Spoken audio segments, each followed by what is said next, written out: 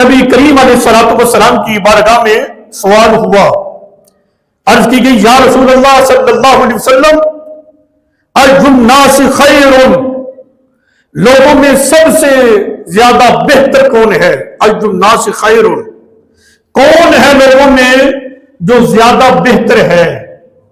یہ سوال ہوا، میرے آقا علیہ الصلوۃ والسلام نے پتہ کیا جواب ارشاد فرمایا؟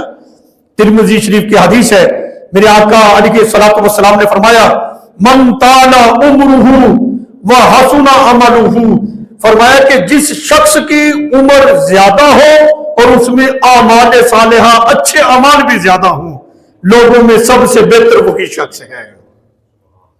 سرکار نے یہ تو نہیں فرمایا کہ بھی لوگوں میں سب سے بہتر وہ ہے جس کے پاس مال کی کثرت زیادہ ہے، جس کے پاس زمینوں کی کثرت زیادہ ہے، جس کے پاس ملازمین کی کثرت زیادہ ہے، جس کے پاس جاہ و جلال زیادہ ہے، بلکہ فرمایا میرے آقا علیہ الصلوۃ والسلام نے جس کی عمر بھی زیادہ ہو، جس کے اعمال بھی اچھے ہو، لوگوں میں سب سے بہتر شخص وہ ہے۔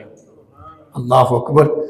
تو یہ حدیث پڑھتے ہوئے ہم دعا کرتے ہیں اللہ قبول کرے، اللہ لمبی زندگی ہم سب کو عطا فرمائے، اعمال صالحہ والی، گناہوں سے بچنے والی، نیکیاں کرنے والی اللہ زندگی عطا فرمائے۔